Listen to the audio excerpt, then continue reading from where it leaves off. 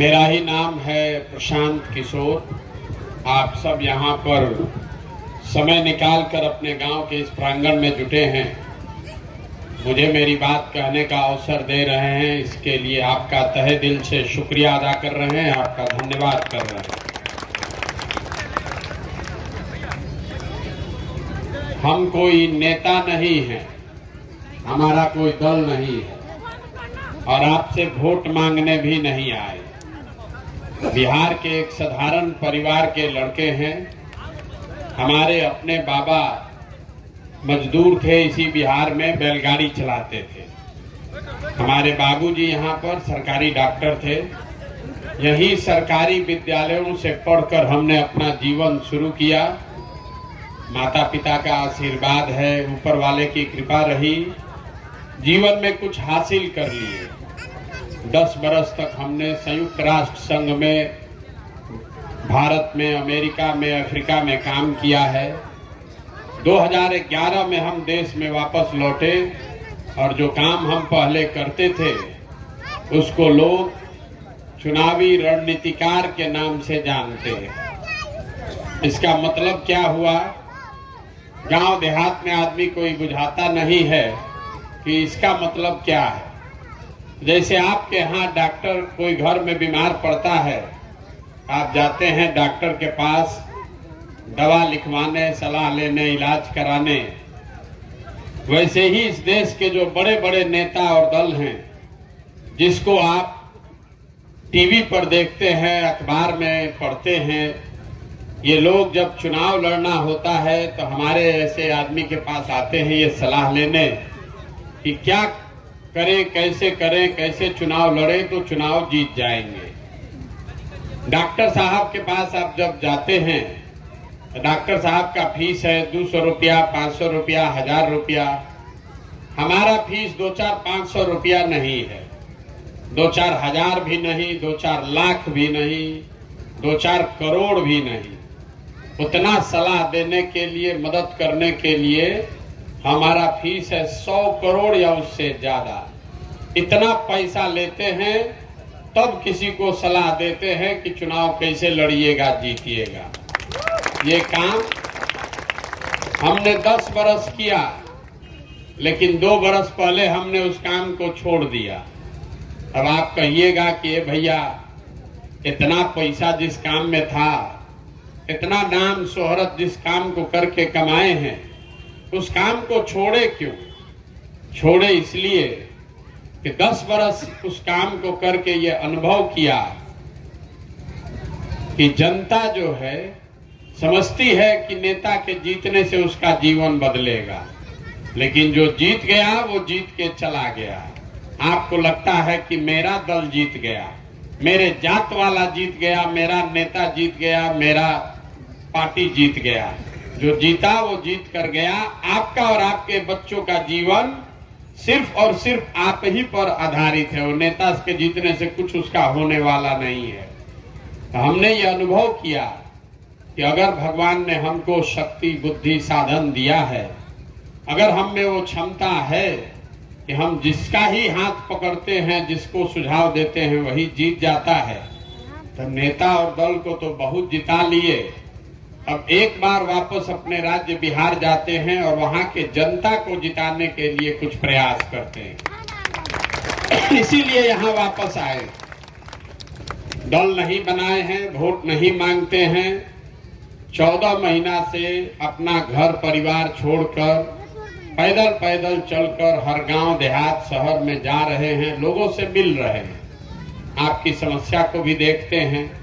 हमारे साथ सैकड़ों लोग जो काम करते हैं, उनकी मदद से आपकी गांव, आपके पंचायत की दशा कैसे सुधरेगी, इसका योजना भी बनाते हैं। लेकिन साथ साथ लोगों को ये भी बताते हैं कि आप आखिर इस दुर्दशा में क्यों हैं और कैसे इस दुर्दशा से निकल सकते हैं।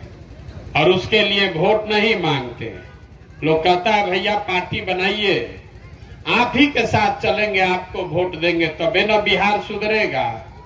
तो मेरे भाई, गांधी जी ने इस देश को आजाद कराया। गांधी जी ने तो आपसे कभी वोट नहीं मांगा। वोट लेकर गांधी जी ने देश को आजाद नहीं कराया।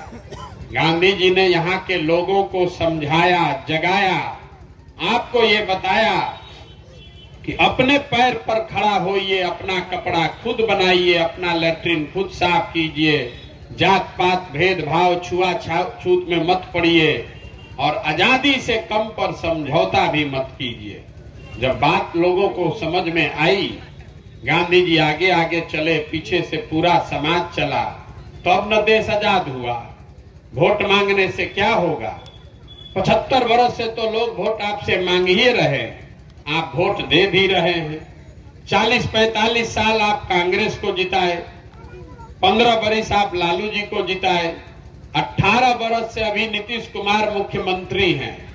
दिल्ली में हम लोगों ने मोदी जी को भी बैठा कर देख लिया। बिहार में लोगों का और उनके बच्चों का जीवन नहीं सुधरा।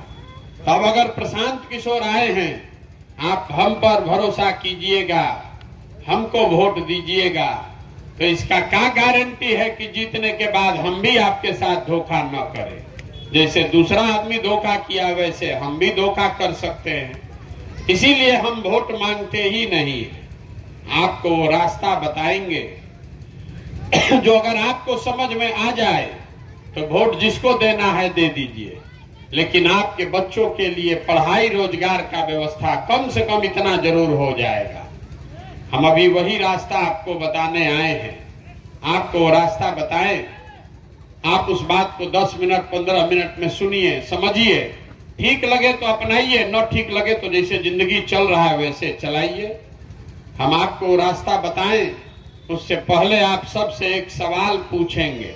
हम भाषण नहीं देते हैं, सवाल जवाब से ही ये बात होगी। हम अभी आपसे सवाल पूछेंगे, सबको हाँ या ना बोलना है हाथ उठाकर। यहाँ आप जितने लोग आए हैं जरा सोच के बताइए, आपके गांव में, आपके पंचायत में और कुछ हो या ना हो, सभी के बच्चों के पढ़ने के लिए अच्छी व्यवस्था होनी चाहिए कि नहीं होनी चाहिए? सबको बताना है, हाथ उठा के जोर से बोलिए तबे बुझाएगा। होना चाहिए नहीं होना चाहिए? हाथ नीचे कर लीजिए। हम नहीं बोले हैं, अभी आपने देखा, आपके गांव के लोगों ने कहा कि भैया पढ़ने का व्यवस्था तो जरूर होना चाहिए। आप में से बहुत सारे लोग हैं जिनको खुद पढ़ने का जीवन में अवसर नहीं मिला। इसमें कोई अनपढ़ है, कोई पढ़ा लिखा है, कोई अगड़ा है, कोई पिछड़ा है, कोई हिंदू, कोई मुसलमान, कोई महिला, कोई पुरुष, कोई धनी, कोई गरीब, लेकिन हर आदमी को इतना समझ है कि ना भाई पढ़ाई का व्यवस्था तो जरूर होना चाहिए। तो आप जितने समझदार लोग यहाँ आए हैं, जरा सोच के 1 मिनट में आप अपने अपने बच्चों का चेहरा याद कर लीजिए। हर आदमी अपने अपने बच्चे का चेहरा याद कर लीजिए और अपने बच्चों के नाम पर एक बार ईमानदारी से बताइए, यहाँ बैठे हुए किस आदमी ने, किस व्यक्ति ने अपने जीवन में एक बार भी बच्चों के पढ़ाई के लिए वोट किया है? देखिए, ये दुर्दशा है समझदार लोगों की। आप सब समझदार हैं, आपने अभी कहा कि ना भैया पढ़ाई तो होना ही चाहिए। क्यों कहा? इसलिए कि हर आदमी को मालूम है कि अगर उसका बच्चा पढ़ लिख जाए, पढ़ लिख के नौकरी पा जाए, तो नेता चाहे कोई बने, आपके बच्चे का जीवन सुधरेगा। लेकिन आज तक आप में से किसी ने जीवन में पढ़ाई के लिए वोट नहीं दिया है। और आप अकेले नहीं हैं, हम 4000 गांव से पैदल चल के आ रहे हैं। हर सभा में यही सवाल करते हैं और अभी तक बिहार में एक आदमी भी नहीं मिला जिसने ये कहा हो कि भैया हम पढ़ाई के लिए वोट देते हैं। तो मेरे भाई, जब आप पढ़ाई के लिए वोटे नहीं देते हैं तो पढ़ाई आपको मिलेगा कैसे? आपको मालूम है कि पढ़ाई होगा तो जीवन सुधरेगा, लेकिन आप पढ़ाई के लिए वोट नहीं दीजिएगा। आपको मालूम है कि यहाँ चीनी मिल चलने लगे, फैक्ट्री लग जाए तो आपके बच्चों को रोजगार मिलेगा, लेकिन आप फैक्ट्री रोजगार के लिए वोट नहीं देते। तो जब रोजगार पढ़ाई के लिए वोटे नहीं दिए तो मिलेगा कैसे? अब आप में से कोई खड़ा होके कहेगा, ए भैया किसको वोट दें, और अगर पढ़ाई रोजगार के लिए वोट देंगे तो इसका क्या गारंटी है कि पढ़ाई होगा। अभी हम आपको बताते हैं, एकदम इसका गारंटी है। हम नहीं कह रहे हैं, अभी आप ही कहिएगा। अब जरा सोच के सब लोग बताइए, अभी तक आपने जीवन में जिस चीज के लिए वोट दिया वो आपको मिला कि नहीं मिला। अरे जिस चीज के लिए नेता लोग को वोट दिए वो काम हुआ कि नहीं हुआ। नहीं हुआ। सब लोग कह रहा, फिर से बोलिए, काम हुआ कि नहीं हुआ।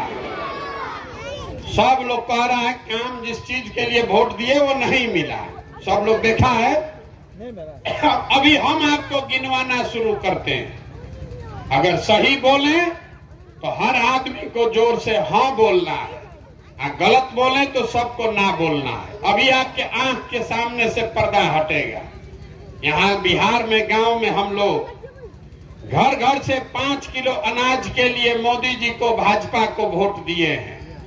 तो बिहार में चाहे जितना चोरी भ्रष्टाचार है, 1 किलो चोरी करके 4 किलो अनाज आपको मिल रहा है कि नहीं मिल रहा है। सबको बोलना है, मिल रहा है कि नहीं मिल रहा है। आपने हमने वोट दिया हिंदू बन के अयोध्या में राम मंदिर बनाने के लिए, तो आपके गांव में स्कूल, अस्पताल, फैक्ट्री बने चाहे न बने, अयोध्या में राम मंदिर बन रहा है कि नहीं बन रहा है। आपने हमने वोट दिया नीतीश कुमार को बिजली का दशा सुधारने के लिए, तो इसी बिहार में नीतीश के राज में बिजली का बिल 4,000 आए कि 6,000, घरे घरे बिजली आया है कि नहीं आया। आपने हमने वोट दिया जात के नाम पर अपने जात वाले नेता को, तो बिहार में आपके बच्चों के पढ़ाई रोजगार का चर्चा हो या न हो, जात का चर्चा और जात का गिनती दोनों घरे घर हुआ है कि नहीं हुआ है। आपने हमने वोट दिया सिलेंडर के लालच में मोदी जी को, तो सिलेंडर का दाम 1000 हो कि 1200, घरे घरे सिलेंडर मिला है कि नहीं मिला। आपने हमने वोट दिया मोदी जी का कहानी सुन के कि मोदी जी ने गुजरात में बड़ा विकास किया है, तो भैया गुजरात में विकास हो रहा है, फैक्ट्री वहां चल रही है, और बिहार के गांव समाज से बच्चे जाकर गुजरात में मजदूरी कर रहे हैं कि नहीं कर रहे हैं। तो अभी तो आप जोर से कहे कि हमको कुछ मिलवे नहीं किया। मेरे भाई, बोइएगा बबूल तो आम कहां से खाइएगा। वोट दीजिएगा 4 किलो अनाज के लिए तो रोजगार कहां से पाइएगा। जिस चीज के लिए वोट दिए हैं वही न मिलेगा। वोट चाहे आपने नीतीश को दिया कि मोदी को दिया, लालू को दिया कि कांग्रेस को दिया, जिस चीज के लिए भी आपने वोट दिया है वो आपको मिला है।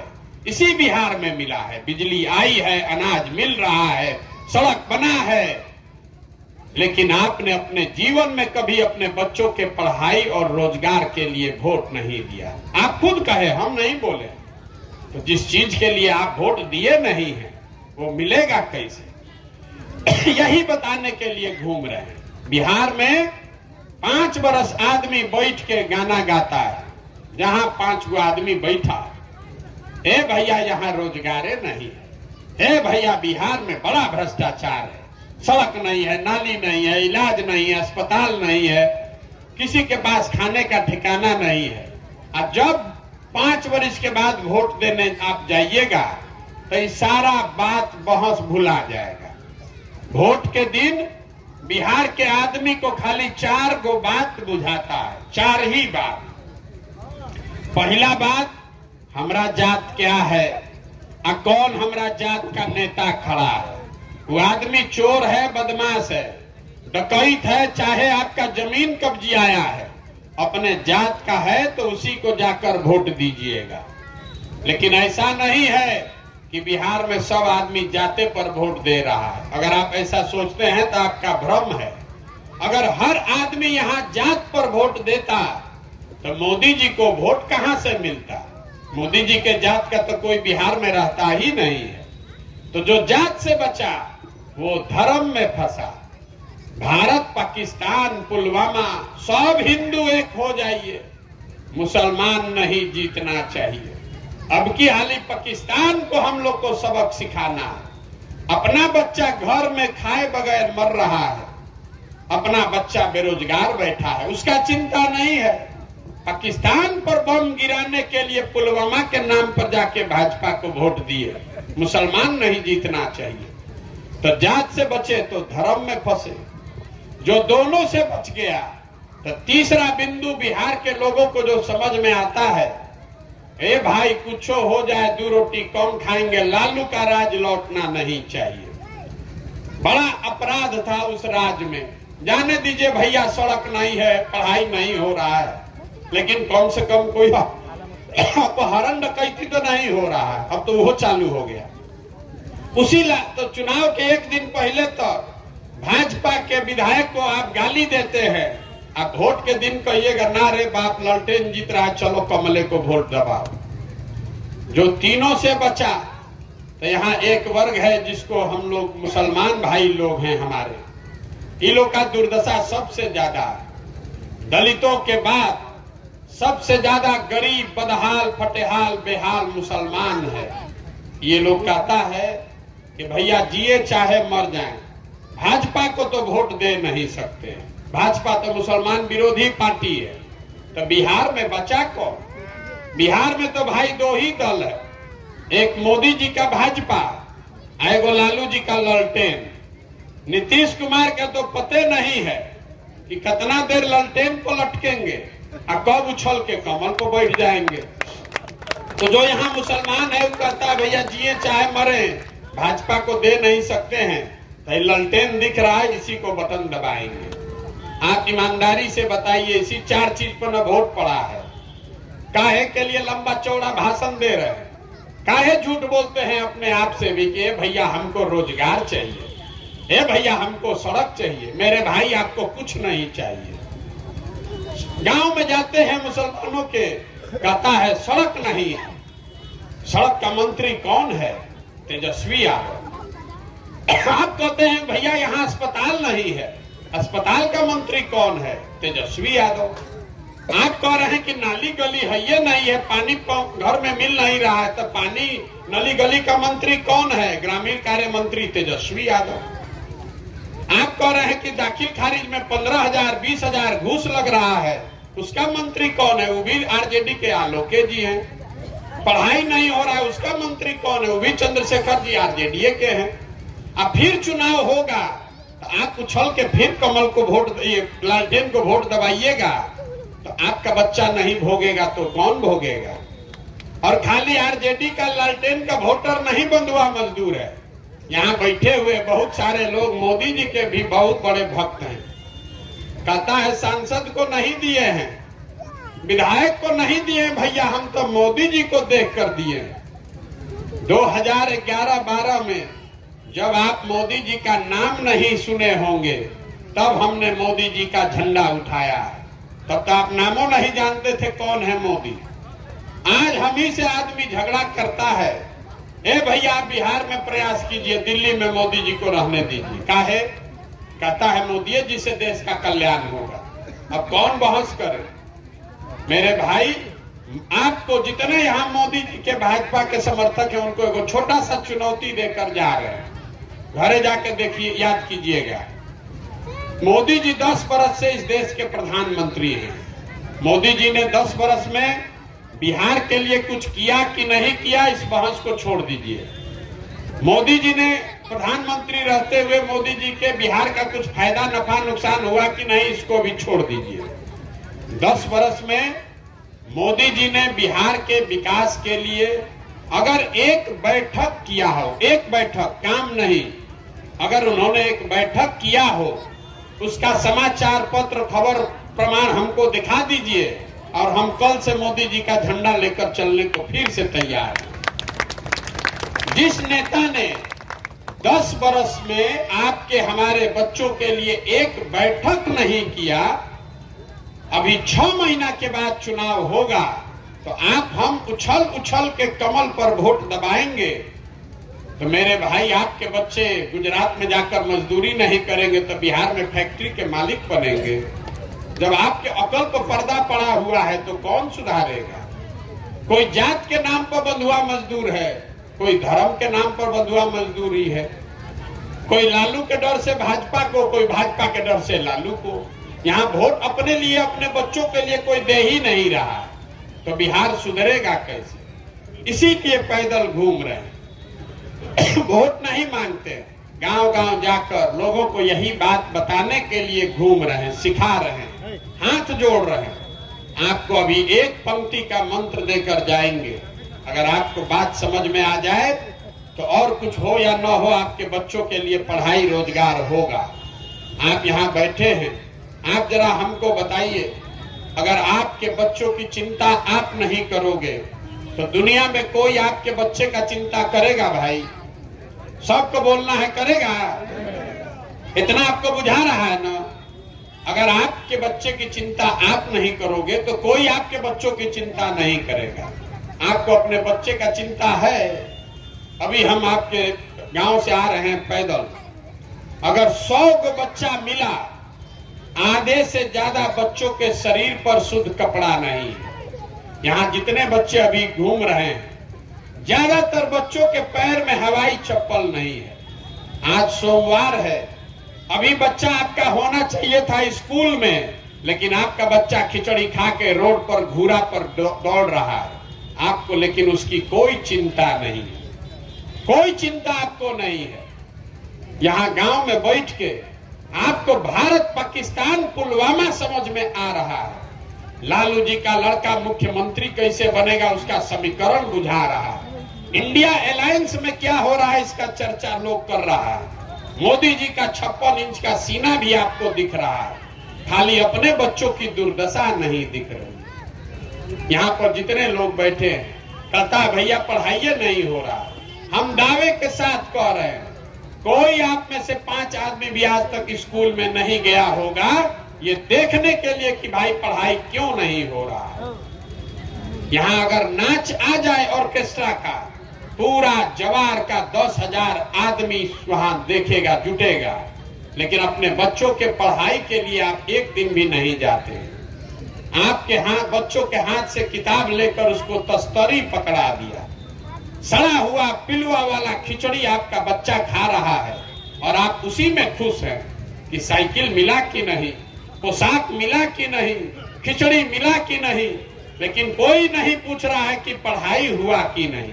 तो अगर आपका बच्चा पढ़ेगा ही नहीं, अगर आपका बच्चा पढ़ेगा ही नहीं, तो कोई मंत्री बन जाए, कोई सांसद बन जाए, आपके अनपढ़ बच्चे को कोई डॉक्टर, इंजीनियर, कलेक्टर नहीं बना सकता। उसको जीवन भर मजदूरी ही करना पड़ेगा। लेकिन यहाँ के आदमी को क्या अकल पैसा पत्थर पड़ा है, उसको ये नहीं चाहिए, उसको पढ़ाई नहीं चाहिए, रोजगार नहीं चाहिए। बैठे बैठे सोच रहा है कोई आता इसको सुधार देता। कैसे सुधार देगा? हमको कहता है, ए भैया आप बहुत पढ़े लिखे आदमी हैं, बड़ा मेहनत कर रहे हैं, बिहार में विकल्प ना नहीं था, आप आगे आगे चलिए, आपके साथ हम लोग सब चलेंगे, आप बिहार को सुधारिए। देखिए कैसे लोग यहाँ बुर्बक बनाता है। आप हमारे साथ चलने वाले हैं। जो समाज में लोग अपने बच्चों के साथ नहीं खड़े हैं, अपने बच्चों के आधा पेट खाकर सोने से आपका जात धर्म नहीं छूटा, तो हमारे 14 महीना चलने से आप सुधरने वाले हैं। आप कभी नहीं सुधरिएगा, कभी यहाँ का आदमी सुधरिए नहीं सकता। हमारा साथ क्या दीजिएगा? आप तो अपने बच्चे के साथ नहीं खड़े, आपको तो अपना ठिकाने नहीं, हमारा साथ दीजिएगा। आप जिस गांव में जाइए, कहता है मुखिया जी बड़ा चोर है भैया। अरे मुखिया हम लोग का कामे नहीं कर रहा है, नाली गली नहीं बनवाया, राशन कार्ड में 2,500, 30,000, 3,000 घूस ले रहा है, इंदिरा आवास तो मिलिए नहीं रहा है, मिलेगा तो 30,000, 35,000 घूस लगेगा। आपके मुखिया का बात नहीं हो रहा। 4,000 गांव में लोग हमको यही बोला। अभी यहाँ जितने आप बैठे हैं 2 साल पहले मुखिया का चुनाव था, आपने भी देखा होगा। यही समाज, यही लोग जो आज चिल्ला रहे हैं कि बड़ा भ्रष्टाचार है, 500-500 रुपया में वोट बेचे आप, मुर्गा भात खाकर वोट दिए आप, 2-2 गो पाउच पर वोट का सौदा किए आप, तो आपका मुखिया चोर नहीं होगा तो हरिश्चंद्र होगा। अरे यहाँ का आदमी का तो इतना दुर्दशा है कि उसको चोरी भी नहीं करने आ रहा। जिस मुखिया को, विधायक को आप 500 रुपया के लालच में जात के नाम पर मुर्गा भात खाकर वोट देते हैं, वही जब जीत कर आता है तो आपके और आपके बच्चों के हलक में उंगली डाल के 10,000 20,000 घूस लेता है और आप बाप बाप चिल्लाते हैं कि बिहार में बड़ा भ्रष्टाचार है। जब आप वोट 500 रुपया में बेच रहे थे तो आप भ्रष्टाचार नहीं कर रहे थे। बिहार में सब ऐसी चक्कर में है कि हम लूट के अपना घर भर लें और पूरा समाज ईमानदार हो जाए। अरे भाई, जब समाजे चोर है तो नेता ईमानदार होगा कैसे? नहीं हो सकता है। एगो प्रशांत किशोर आए कि 10 प्रशांत किशोर आए, ये सुधरने वाला नहीं है। जब तक आप नहीं सुधरिएगा, आप नहीं जगिएगा, तब तक इसको कोई नहीं सुधार सकता है। इस पूरे अभियान में हम एक ही बात आपसे आशा अपेक्षा रखते हैं, एक ही बात सिखा रहे हैं। वोट जिसको देना है दीजिए, आपके मत मारा गया है, जिसको देना है दीजिए, लेकिन वोट देते समय स्वार्थी बनिए। अपना स्वार्थ देखिए, अपने बच्चों का स्वार्थ देखिए। नेता आकर कहता है देश के लिए वोट दीजिए, कोई कहता है जात के लिए दीजिए, कोई कहता है धर्म के लिए दीजिए। हम एक के गांव में बात जाकर सिखा रहे हैं, वोट जिसको देना है दीजिए, लेकिन वोट अपने बच्चों के लिए दीजिए। अगर आप अपने बच्चों के लिए वोट नहीं देंगे तो दुनिया में कोई आपके बच्चों के लिए खड़ा नहीं होगा। बिहार में हमको लोग कहता है कि मोदी जी को वोट दिए हैं देश को मजबूत बनाने के लिए। अरे मेरे भाई, अगर आपके बच्चे, बिहार के सारे बच्चे अनपढ़ और बेरोजगार हो जाएंगे तो उससे देश मजबूत होगा कि देश कमजोर हो जाएगा? अगर देश को भी मजबूत बनाना है तो आपको अपने बच्चों को मजबूत बनाना पड़ेगा। यही बात बताने के लिए घूम रहे हैं। ठीक लगे तो इसको अपनाइए और न ठीक लगे तो जिसका झंडा लेकर घूम रहे हैं, जिसका बंधुआ मजदूरी कर रहे हैं, वो करते रहिए। हमको उससे कोई फर्क नहीं है। मैं एक नारा लगाकर खत्म करूंगा। मैं बोलूंगा जय बिहार, आप सबको बोलना है जय जय बिहार, जय बिहार।